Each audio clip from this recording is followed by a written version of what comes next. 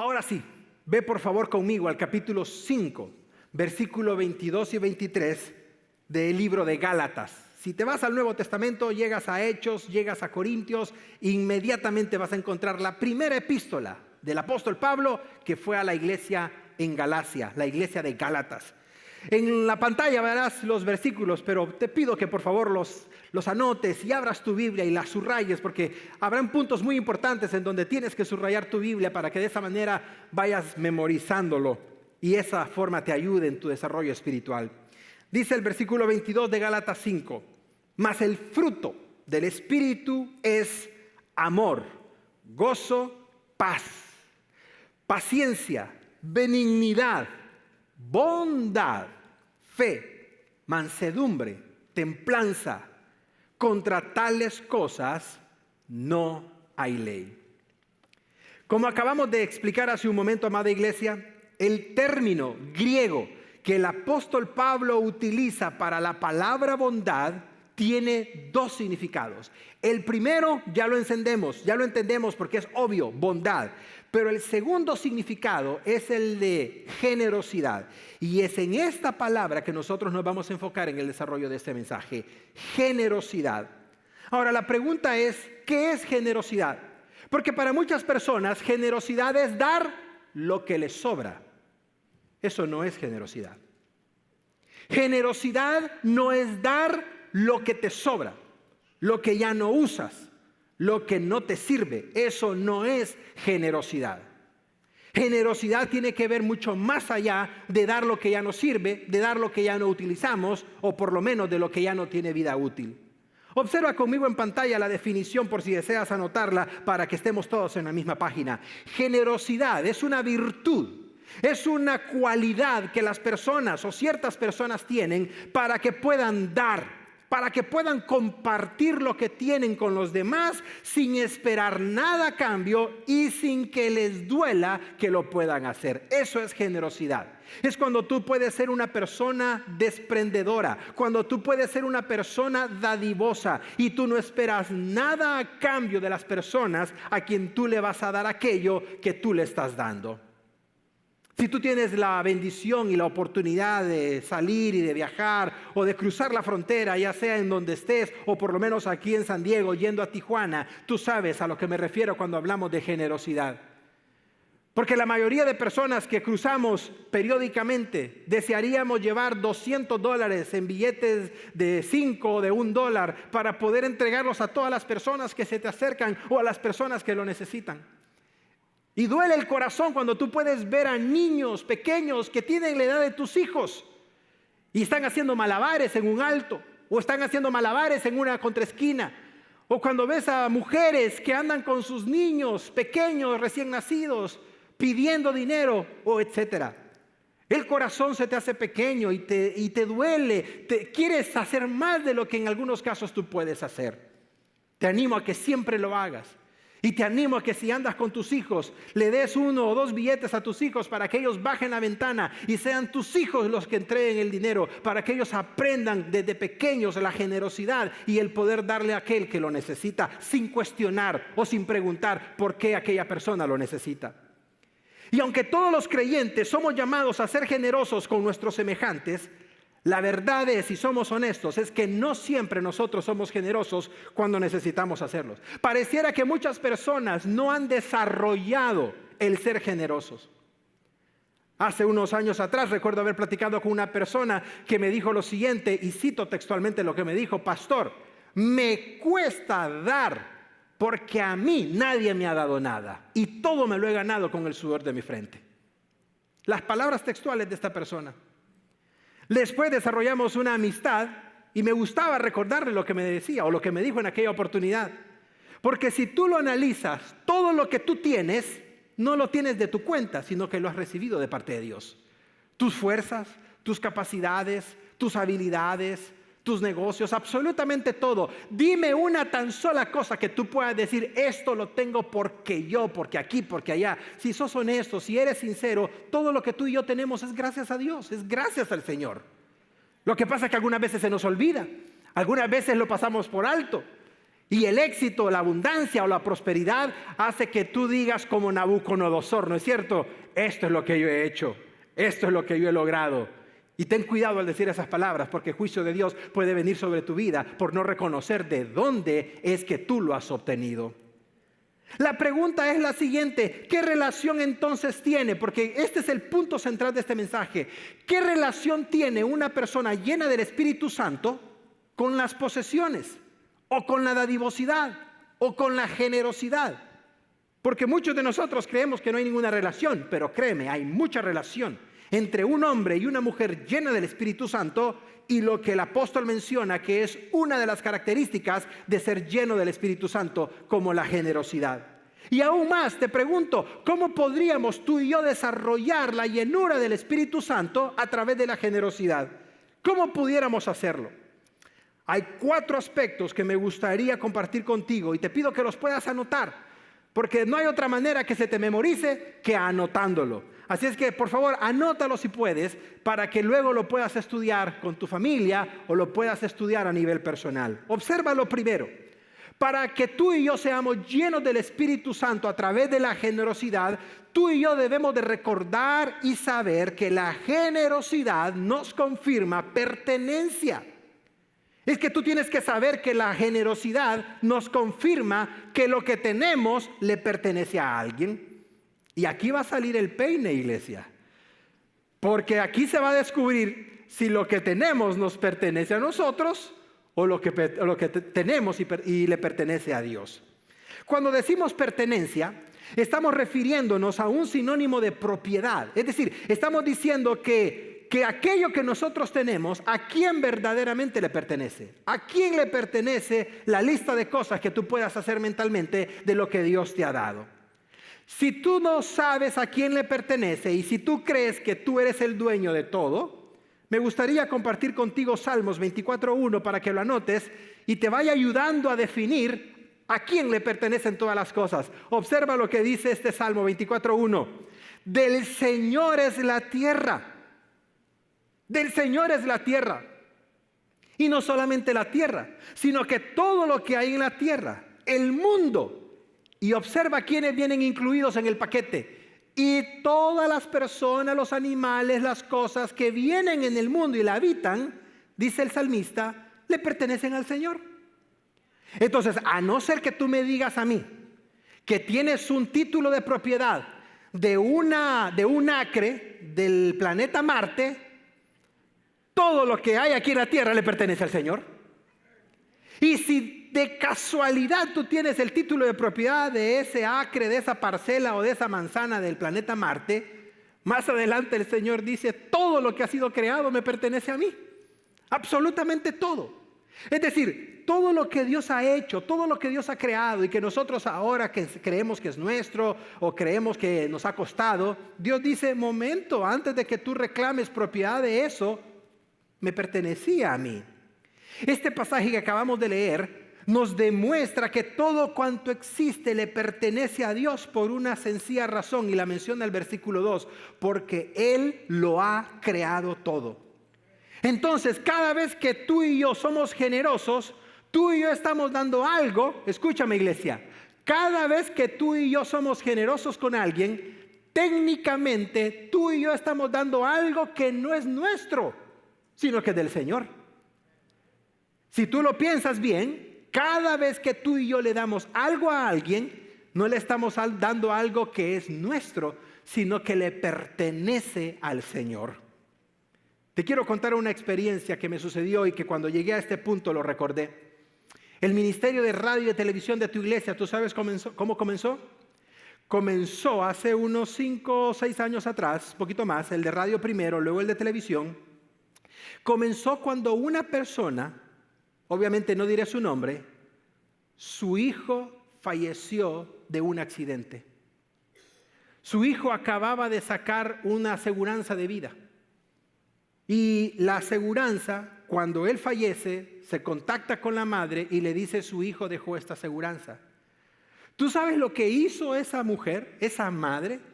De lo que la aseguranza le había dado por el fallecimiento de su hijo, que por cierto conocía del Señor y está en el cielo. Ella quiso dar los diezmos al Señor y recuerdo cuando me dijo ella, estos diezmos son para el ministerio que Dios va a abrir en la iglesia de televisión y de radio.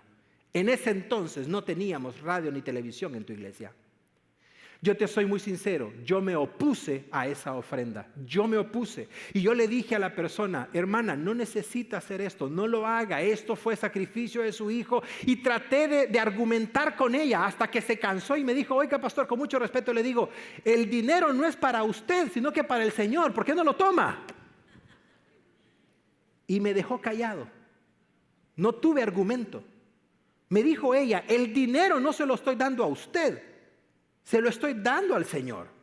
Usted simplemente tómelo y úselo como se tiene que usar. ¿Y quién diría que fruto de aquella ofrenda es que se comenzaron a comprar las primeras cámaras, el primer tiempo en aire y se hizo todo lo que tú puedes ver de esa ofrenda? Y cuando yo veo esto, recuerdo eso porque todo lo que tenemos y todo lo que damos, observa, si le hiciéramos un pequeño círculo, comienza en Dios, pero luego regresa a Dios nuevamente. Y ese es el ciclo de la bendición y ese es el ciclo de la generosidad. Todo comienza en Dios y todo vuelve a Dios, quien también lo dio. Dale un fuerte aplauso al Señor. Gloria a ti, Padre. Existe un pasaje que a mí me encanta, porque metafóricamente es como si Dios estuviese hablando con la raza humana. Es como si Dios estuviese hablando con el hombre y con la mujer.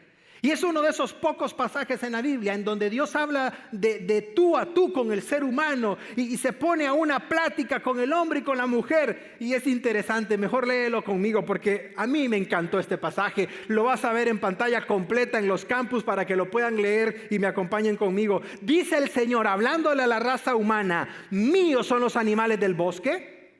Subraya en tu Biblia cuántas veces Dios reclama propiedad de todo.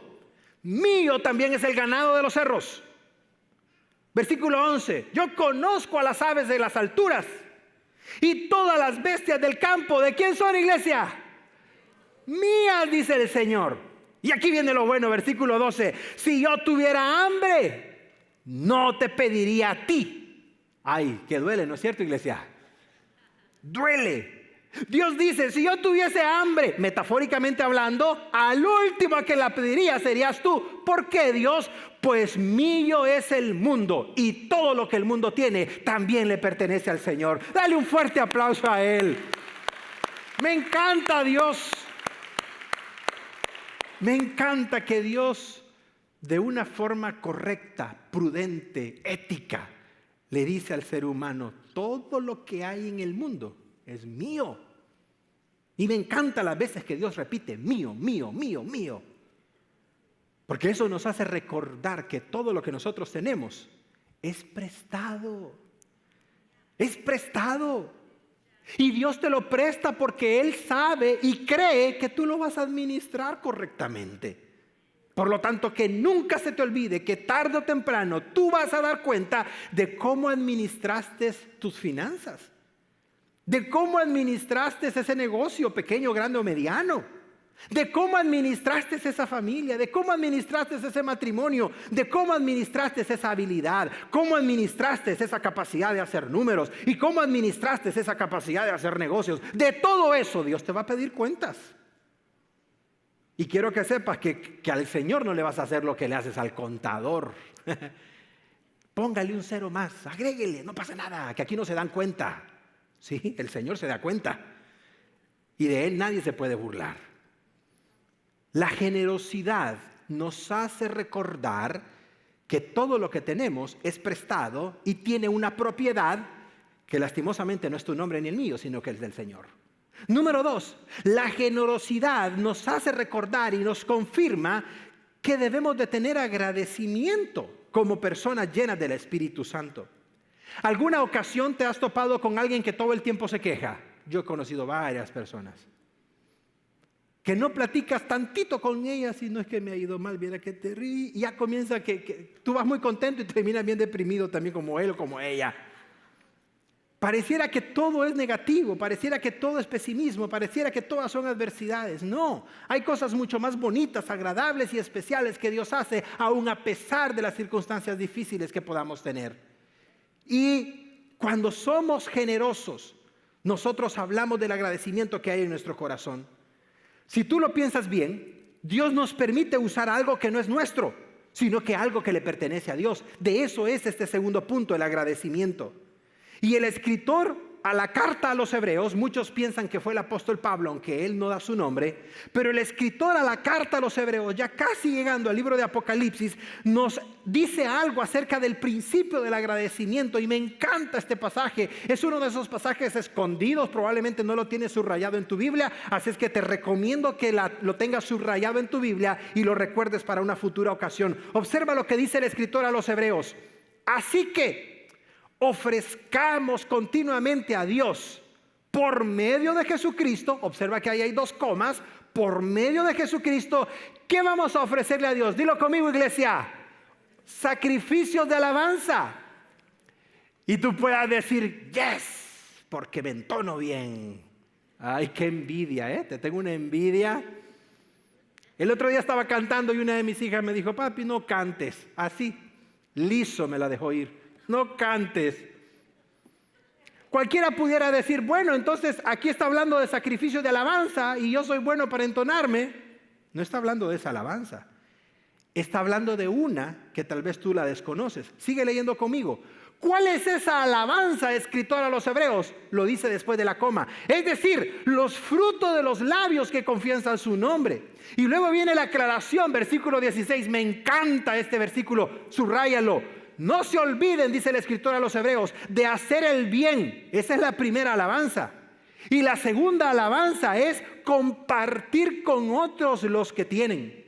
¿Por qué tengo que compartir? Porque estos 2, dice el escritor a los hebreos, son los sacrificios que agradan a Dios. ¿Lo observas conmigo, iglesia? ¿Lo observas conmigo?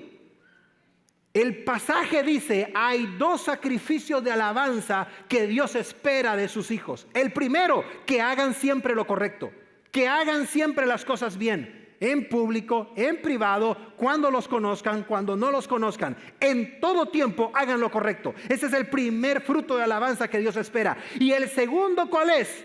Comparte con otros lo que tú tienes. Así es que te pregunto, ¿te entonas bien en estas dos alabanzas? ¿Te entonas bien? Yo no puedo decir nada. Yo no conozco tu vida, no conozco etcétera, ni viceversa. Pero examínate y pregúntate a ti mismo, a ti misma. ¿Estoy adorando a Dios como Él me lo pide en Hebreos? ¿Haciendo lo correcto y compartiendo con otros lo que yo tengo? Porque esa es la alabanza de agradecimiento que la Biblia espera que tú y yo tengamos cuando somos llenos del Espíritu Santo. Si comprendemos bien este pasaje, no vamos a tener problema en entender el tercer aspecto de ser dadivosos o ser generosos. ¿Y tú sabes a qué me refiero? Me refiero a que la dadivosidad y la generosidad nos confirman propósito. Y aquí vamos entrando en una área muy interesante de la palabra de Dios. Porque te pregunto, ¿cuál es el propósito de las posesiones que tú tienes? ¿Cuál es el propósito de esas propiedades, de esos terrenos, de esos vehículos, de esa ropa, de esa casa, etcétera? ¿Cuál es el propósito? ¿Cuál será la idea de Dios en que tú puedas prosperar, en que tú puedas tener todo lo que tú tienes, sea mucho, sea poco? Quiero que sepas algo. Lo que tú tienes, por muy poco que sea, es mucho de lo que otros tienen. Nunca lo olvides. Lo que tú tienes es más de lo que otros han pedido o han soñado tener. Tal vez tú me puedas decir el día de hoy, Pastor Eric, yo pues no tengo idea clara, no tengo definido por qué Dios me ha bendecido tanto, aunque lo ha hecho. Porque yo soy testigo cómo Dios ha bendecido a muchas personas. Me encanta cuando veo a personas bendecidas, en todo sentido, me encanta. Me encanta cuando veo a personas que comenzaron con un vehículo de esto o de aquello, con esfuerzo, pero ahora ya andan un pick-up, ya andan esto, ya andan lo otro. Me encanta poder ver eso, y aún más cuando tienen sus pies en la tierra y cuando reconocen que es Dios quien les ha dado todo. Me encanta ver eso en las personas. Pero quiero recordarte por qué Dios te ha bendecido de acuerdo a la palabra de Dios. Y esta es una cita muy poderosa, la cual te pido que tengas presente en tu Biblia.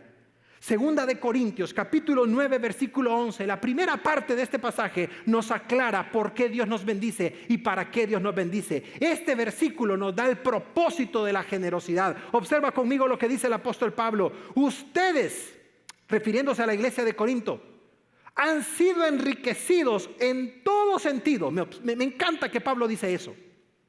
Pablo no limita el enriquecimiento a lo espiritual. Obsérvalo, léelo bien en tu Biblia. Pablo dice, ustedes, iglesia de Corinto, han sido enriquecidos en todo sentido, espiritual, monetario, financiero, físico, etcétera, etcétera. En todo sentido, le dice Pablo. Y observa lo que viene después. ¿Para qué? ¿Qué significa ese para qué? Significa propósito, significa razón. Entonces Pablo dice, Dios los ha enriquecido a ustedes para que ustedes en toda ocasión puedan ser ¿qué? Dilo fuerte, iglesia. No, dilo más fuerte. Lo lees bien, ¿verdad? No necesitas ir a un seminario y graduarte dentro de 5 años para entender lo que ese pasaje dice. Pablo dice, Dios te ha enriquecido a ti en todo sentido, no para que lo luzcas, no para que andes aparentando o enseñando o mostrando. Dios te ha enriquecido para que en todo momento que tú lo puedas hacer, dice Pablo, tú puedas ser generoso con otras personas que no tienen lo mismo que tú tienes. Ahora yo te pregunto a manera de reflexión, ¿estás siendo generoso? No me lo digas a mí. Te quiero contar una historia real que el día de ayer el pastor Sergio de Encinitas me la envió por un correo electrónico y me dice, pastor, tengo que compartir esto con usted, así es que allá están escuchando este testimonio. Una persona de 89 años de edad, una mujer de 89 años de edad que por razones de fuerza mayor y de salud no puede venir a tu iglesia a congregarse, pero todos los domingos fielmente no se pierde los servicios de tu iglesia. ¿Tú sabes lo que ella comenzó a hacer a esa edad? Y no me preguntes porque no tengo información más que la que te daré. Esta mujer ha decidido comenzar a dar sus diezmos y ofrendas al Señor a la edad de 89 años. Y se puso en contacto con el pastor Sergio para que de alguna manera pudiesen llegar los diezmos de ella, de esta anciana, a la iglesia. Cuando yo leí la historia me tocó el corazón. Porque me encanta que una persona de esa edad, quién sabe las circunstancias o qué sé yo no sé, pero ha tomado la decisión de decirle a Dios, Dios, aunque yo no pueda ir al templo, yo voy a cumplir con la parte que me corresponde y aquí van mis diezmos y ofrendas para ti, Señor. Eso es lo que dice el apóstol Pablo acá. Que nosotros somos bendecidos para bendecir a otras personas. Y me encanta la segunda parte del versículo. No la pierdas de vista, por favor, porque este versículo 11 tiene 2 partes. La primera que tiene que ver con la generosidad y la segunda que tiene que ver con la acción de gracias. Dice la segunda parte del versículo 11, y esta generosidad de ustedes, dice el apóstol Pablo, cuando ustedes se conviertan en una iglesia generosa, esta generosidad de ustedes va a resultar ¿en qué? Dilo fuerte, iglesia. Dilo más fuerte. ¿A quién? ¿Al pastor? Me da pena y vergüenza que muchos pastores han tomado lo que no les corresponde para sus propios beneficios. Pero no voy a entrar en detalles porque cada quien va a dar cuentas delante de Dios de lo que hizo. Pero aquí dice Pablo, las acciones de gracias cuando ustedes sean generosos van a venir a Dios. Entonces, ¿cómo funciona esto? Observa, ¿cómo funciona esto? Funciona de la siguiente manera. Tú vistes el anuncio de que tu iglesia va a ir a repartir comida allá a Tijuana, a las personas que están en el Chaparral y necesitamos colchas, campas de estas carpetas y necesitamos scooters y necesitamos barras de granola y necesitamos tiendas de campaña, etc. Entonces tú, de los esfuerzos, de lo que tú seas, de lo que tú puedas, compras una tienda de campaña y la tienda de campañas costó $40 o $30. Fue un sacrificio para ti, fue un esfuerzo, te descompensaste, lo que sea. Pero cuando tú traes esa tienda de campaña, tú le dices al Señor, Señor, yo no sé a quién se la van a dar, yo ni siquiera puedo cruzar, Señor, pero aquí la entrego, Padre, la entrego para ti. Entonces los hermanos de la iglesia toman la tienda de campaña y cuando van esta semana a repartirlo, hay una familia que vino de Oaxaca que tu servidor conoció, que la esposa la habían asesinado y el papá se trajo a los 2 muchachos. Y estaban con guaraches. Hablaron conmigo. Con guaraches. Y habían dormido en la acera la noche anterior, en la banqueta. Entonces esta familia de 3 personas que vienen de Oaxaca toman aquella tienda de campaña y dicen: Dios, gracias porque necesitábamos una tienda de campaña. ¿Quién recibió la gloria? Dios. ¿Quién recibió la honra? Dios. No la iglesia, no el pastor, eso sale sobrando. La gente dice: Señor, gracias por la provisión, gracias por aquella scooter, gracias por la tienda de campaña, gracias por la colcha, porque ahora viene el tiempo de frío, vienen las lluvias, ¿cómo vamos a hacer? Entonces toda la gloria, dice Pablo, se la lleva el Señor al final del proceso. Y de la misma manera que en el primer punto las cosas vuelven a Dios, en este punto la gloria también vuelve al Señor. Dale un fuerte aplauso a Él, iglesia, fuerte. Gloria a ti, Padre, gloria a ti. Ese es el ciclo de la generosidad. Ese es el ciclo de la generosidad de la cual Pablo habla, que es una evidencia de la llenura del Espíritu Santo. Entonces yo lo digo con profundo respeto. No me digas que eres una persona llena del Espíritu Santo porque en tu iglesia o porque tú crees que hablar en lenguas, porque saltar, porque caerte. Respeto eso y no entro en detalles. Porque la Biblia dice que una persona llena del Espíritu Santo es la que tiene evidencia de que el Espíritu Santo mora en su vida, y esa evidencia se hace real a través de todas las características que hemos visto anteriormente, y esta de la generosidad. La generosidad resulta en una vida llena del Espíritu Santo. Si entendemos bien esto, Dios nos bendice no para que seamos acumuladores. Por cierto, ¿cómo está tu garaje? Recuerdo una persona que me dijo: pastor, ni entrar puedo. Ya no pregunté más. Pero ¿cómo está tu garaje? Ay, me encanta. Mujer, ¿cómo está tu sección de trajes? Querida hermana en Cristo, ¿cómo está tu zapatera? Ay, desordenada, pastor. Bueno, ya lo sabemos, ¿no? No, aparte de eso, ¿cómo está tu closet? ¿Cómo está? Hombre, a los hombres, pues, para que no digan las mujeres que hay inclinación con ellas. ¿Cómo está tu caja de herramientas, hombres? No creas que no sé, una herramienta esa de Snap-on cuesta $400. Yo digo, ¿qué? Y es la mejor, pastor. Excesivamente, ¿no? Por poner ejemplos. Pero ¿cómo están tus cosas? ¿Cómo están tus hábitos de gastar? ¿Cómo están tus hábitos del manejo del dinero? ¿Cómo está tu dadivosidad? Porque no me digas que no te duele dar X cantidad de dinero allá afuera y darle al Señor una parte pequeñísima. No me lo digas, por favor. Porque yo dudaría de la llenura del Espíritu Santo. No sé qué espíritu tengas entonces, pero el Espíritu Santo no es. Te lo puedo asegurar. Porque si el Espíritu Santo realmente está en tu corazón, tú das sin medida. No te estoy diciendo que te quedes pobre. No, Dios no te pide eso.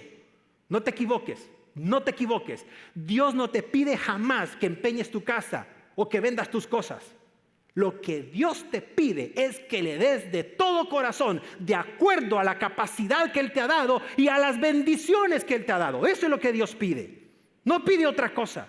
Dios no pide que hagas algo absurdo que te perjudique a ti. Y si crees que ese es Dios, te aseguro que ese no es Dios. El Espíritu Santo jamás te va a pedir eso. Por lo tanto, yo te hago la misma pregunta. ¿Cómo está la generosidad en tu corazón a la hora de darle a Dios y a aquellos que lo necesitan? Si tú me dices, pastor Eric, que usted no sabe mi situación económica, ¿viera qué difícil está? Bueno, te creo, ese es mi deber, creerte. Pero quiero contarte la historia rápidamente, aunque tú lo puedes ver en casa, la puedes estudiar en casa, porque es una de las historias más hermosas de todo el Nuevo Testamento. Habían unas iglesias que estaban teniendo problemas, específicamente las iglesias de Jerusalén. Tú sabes que el evangelio comenzó en Jerusalén, ¿no es cierto? Capítulo 2 del libro de los Hechos. Pero después de los años, algo pasó, vino una hambruna, vinieron problemas y la ciudad de Jerusalén se quedó sin recursos. ¿Tú sabes lo que hizo el apóstol Pablo? El apóstol San Pablo escribió cartas para los demás hermanos de las demás iglesias para que pudieran recolectar una ofrenda y la pudieran mandar a los hermanos de Jerusalén que necesitaban ofrendas, necesitaban apoyo. Algunas iglesias dieron mucho, como en el caso de los Corintios y otras más. Pero hubo una iglesia o unas iglesias que no tenían absolutamente nada. Y eso lo puedes ver en el capítulo 8, versículo 1 al 4 de 2 de Corintios. No lo voy a leer por razón del tiempo, pero te pido que por favor lo leas en tu casa, porque el ejemplo de las iglesias de Macedonia es hasta el día de ahora sorprendente. Porque Pablo dice, las iglesias de Macedonia se pelearon para poder dar aún más allá de sus fuerzas para que la obra no se detuviera en Jerusalén. Nos rogaron, dice el apóstol Pablo en Corintios, nos rogaron que por favor les participáramos y les dejáramos ofrendar, aun cuando yo sé, dice Pablo, que no tenían nada de dinero. ¿Te imaginas esas iglesias? Y si tú me dices, pastor, ¿dónde están las iglesias de Macedonia? Son los que actualmente son los países del norte de Grecia, Kosovo, Albania y toda esa región que hasta la fecha son regiones pobres de trata de blancas. Ahí dice el apóstol Pablo que se recolectó una ofrenda, Serbia, Kosovo y toda esta región al norte de Grecia. Pablo dice, esas iglesias que eran pobres se peleaban para poder dar ofrendas y ayudar a los hermanos que lo necesitaban. Así que no se trata de tener capacidad económica, no se trata de que te sobre dinero. Se trata que seas hombre o mujer llena del Espíritu Santo. Dale un fuerte aplauso al Señor. De eso se trata. Y quiero decirte algo. Esta iglesia ha sido una iglesia muy dadivosa desde el principio. Fue difícil en sus inicios, pero hasta el día de ahora, Shadow Mountain en español, en todos sus campus, se ha mantenido como una iglesia íntegra, aportando y dando. Y si nos acompañas por primera ocasión y no lo sepas, quiero que lo sepas de mi boca. Esta iglesia hispana da el 20% de todos sus ingresos a la obra misionera alrededor del mundo. Ni en el tiempo de la pandemia dejamos de mandar ayuda para los misioneros. Así fuese lo que entrara, 20% de todo ese total iba para la obra misionera de todos los 150 misioneros que esta iglesia sostiene. Y nunca se les mandó una carta diciendo que no había. Y nunca se les dijo o se les llamó para decirles que hoy no iba a llegar el cheque. Por la gracia de Dios se les cumplió a todos para que siguieran haciendo la obra del Señor. Tú eres bueno, Padre. Tú eres bueno.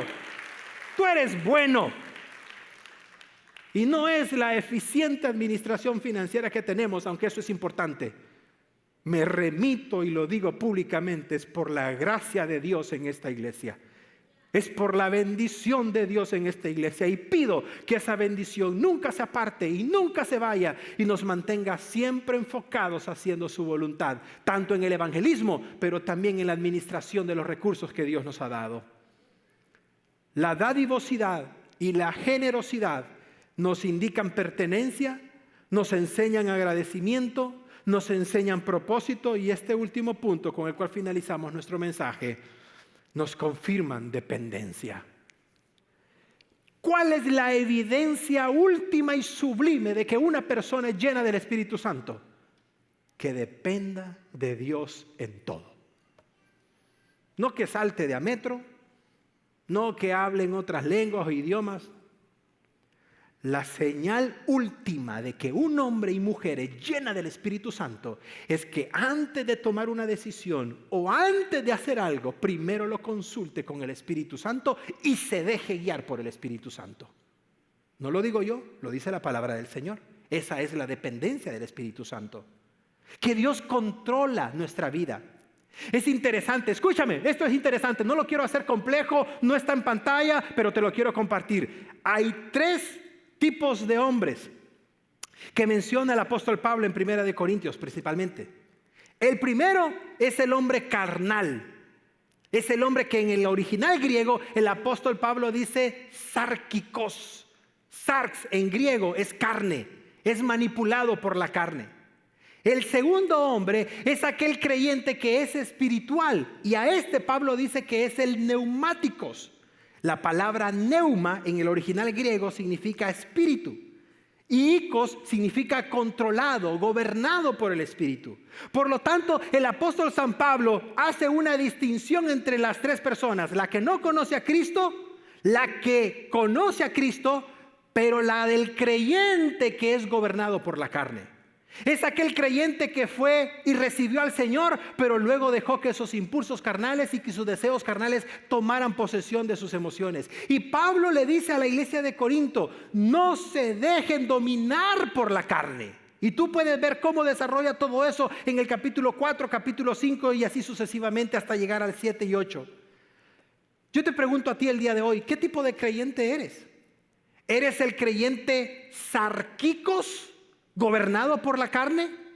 ¿Recibiste a Jesús? ¿Te congregaste en un tiempo? ¿Fuiste muy espiritual? ¿Leías tu Biblia? ¿Orabas? Pero luego la pandemia vino y me daba temor el COVID. Entonces veía el servicio desde casa y pues me fui enfriando. Y luego la cervecita y luego esto y lo demás. Y ahora ya no eres el creyente espiritual de antes. Ahora ya no eres tan espiritual como al inicio. Si estuvieras en una categoría, tú fueras un creyente sarquicos, dominado por la carne, por los pensamientos, por los impulsos, por los deseos de la carne. Y ahí hay una larga lista que no vale la pena entrar porque ya eres grande y sabes a lo que me refiero. O eres de los neumáticos, de los guiados por el Espíritu, de aquellos que le dicen al Señor: Señor, yo siento el impulso de hacer esto, pero Espíritu Santo, no quiero hacerlo, así es que me dejo guiar por ti, me dejo gobernar por ti. De acuerdo a la palabra de Dios, la madurez de una persona se mide cuando es gobernada y guiada por el Espíritu Santo. Te recomiendo que leas la biografía de David Green. Yo la terminé de leer hace un tiempo atrás y me impactó mucho.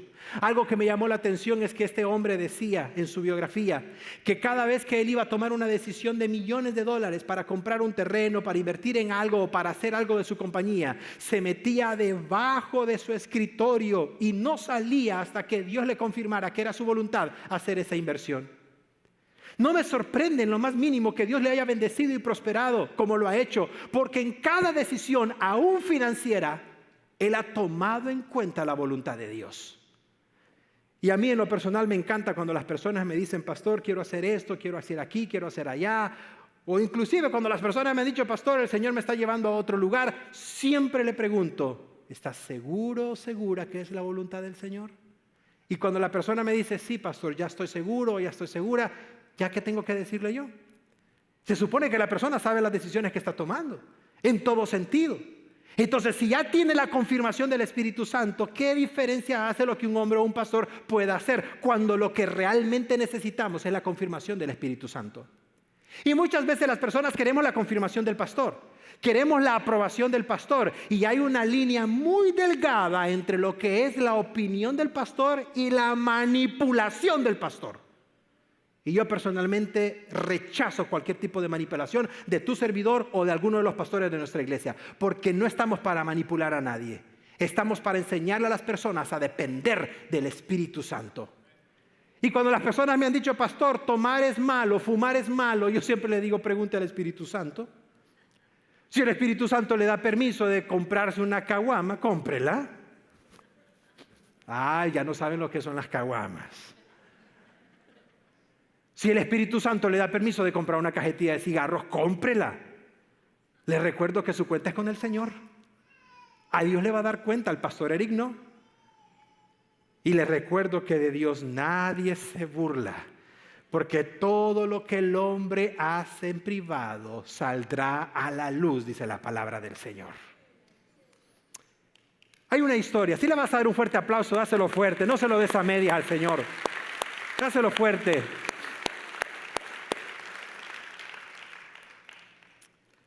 Comencé este servicio contándote la historia de un hombre de la vida real y quiero finalizar este servicio contándote la historia de otro hombre que ya partió, que ya falleció, de la vida real.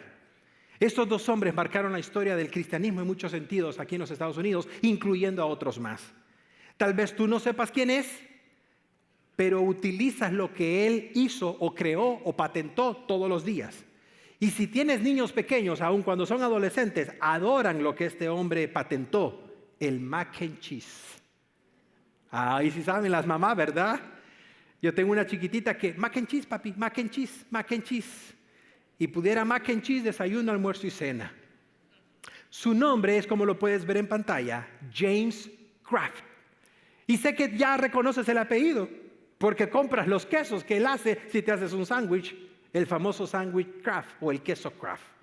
Este hombre que tú ves en pantalla, a principios de 1900, era un pionero. Este hombre canadiense tuvo la habilidad de crear productos a través del queso, de los lácteos, y patentó muchísimas formas de hacer queso, de procesarlo, de pasteurizarlo y tantas formas y diferentes sabores que tenemos de los quesos, incluyendo el mac and cheese. Pero tal vez lo que tú no sepas es que este hombre era un profundo cristiano y que gracias a este hombre muchas universidades fueron auspiciadas y pagadas cuando eran cristianas, pero que después dejaron de serlo, como en el caso de Harvard, como en el caso de otras universidades aquí en los Estados Unidos, que comenzaron siendo cristianas, pero luego se desviaron. La historia de este hombre es impactante, porque cuando estaba a punto de morir, él dijo lo siguiente, y fue algo importante que tengo entendido hasta el día de ahora, se mantiene en la compañía Kraft de sus descendientes. Dijo él, después de que nos hayamos ido, habrá vendedores de Kraft que recorran la llanura de África, desafíen las nieves de Siberia y luchen contra las supersticiones de Mongolia, todos esforzándose seriamente por aumentar las ventas, que para ese momento, y esto fue como en 1950 y piquito, a principios de los 50, él dijo que para en ese entonces superará con creces los 100 millones. Imagínate, él creía que su compañía iba a superar los 100 millones cuando en realidad superó 1,000 millones de dólares. Y la última estrofa, la última parte es lo que más me impactó a mí y a todos los que conocen su historia. Él dijo lo siguiente, todo esto se hará para la gloria de Dios. Y mi pregunta es, ¿cómo es posible que una persona a la que Dios bendijo y prosperó tanto haya sido tan definido en decir, esta compañía y todo lo que genere y todas las ventas que haga va a ser únicamente para la gloria de Dios? Ahora, ¿por qué tú y yo no podemos comenzar a ser generosos a partir de ahora como evidencia, como fruto, como característica del Espíritu Santo en nuestra vida? Yo oro a Dios que este mensaje te motive a que comiences a ser generoso, a que comiences a darle a Dios lo que a Él le corresponde. No porque estemos en una situación financiera como iglesia, no te vayas por ahí. Es porque es lo que la Biblia dice, una característica de un hombre, de una mujer llena del Espíritu Santo, que sea generoso y dadivoso. ¿Cuántos dicen amén, iglesia? Y todos aquellos que sabemos que Dios paga y que paga bien, damos fe de que Dios no se queda con nada absolutamente, porque Él no necesita nada. Él solamente quiere probar tu corazón.